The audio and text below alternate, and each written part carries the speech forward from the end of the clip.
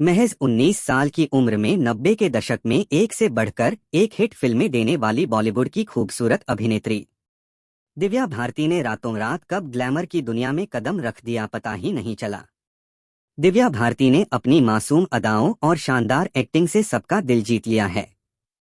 दिव्या ने बहुत कम उम्र में डायरेक्टर साजिद नाडियाडवाला से शादी कर ली थी, लेकिन दिव्या के चाहने वालों के लिए वह दिन अविस्मरणीय हो गया जब लोगों को पता चला कि दिव्या की मौत उनके ही अपार्टमेंट की बालकनी से गिरकर हुई है।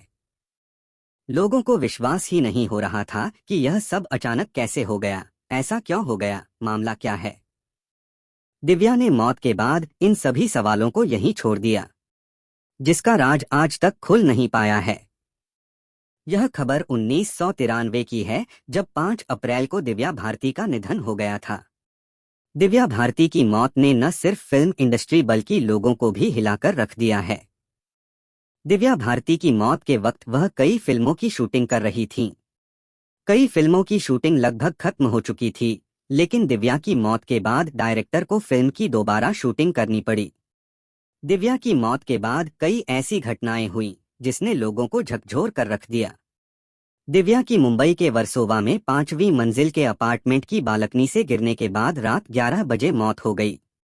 करीब 2 दिन बाद दिव्या का अंतिम संस्कार किया गया, लेकिन दिव्या अपनी मौत के बाद अपने पीछे कई सवाल छोड़ गई हैं। एक इंटरव्यू के दौरान आयशा जुल्का ने बताया कि फिल्म रंग की रिलीज के बाद उन्होंने एक अजीब घटना देखी जो उन्हें आज भी डराती है।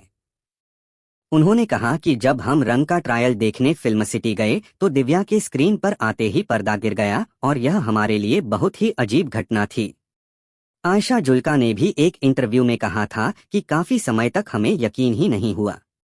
उसने एक और बात कही जो हमें बहुत अजीब लगी, क्योंकि शायद वह खुद इसके बारे में जानती थी, इसलिए वह हमेशा जल्दी करो, जल्दी चलो, जिंदगी छोटी है कहती थी।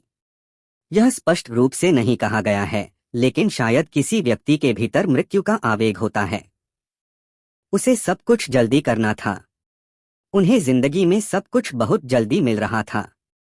वह खुद कह रही थीं कि उन्हें कुछ समझ नहीं आ रहा है। ऐसा लग रहा था जैसे वह जानती थी कि हम इतना कुछ नहीं कर सकते थे। एक बार खुद दिव्या की मां ने ये किस्सा बताया था कि मरने के बाद दिव्या उनके सपनों में आती थी। जब भी वह जल्दी उठना चाहती थी, दिव्या उसे जगाने आ जाती थी। हैरानी की बात यह है कि दिव्या अक्सर साजिद नाडियाडवाला की दूसरी पत्नी वर्ध्या के सपनों में भी दिखाई देती थी।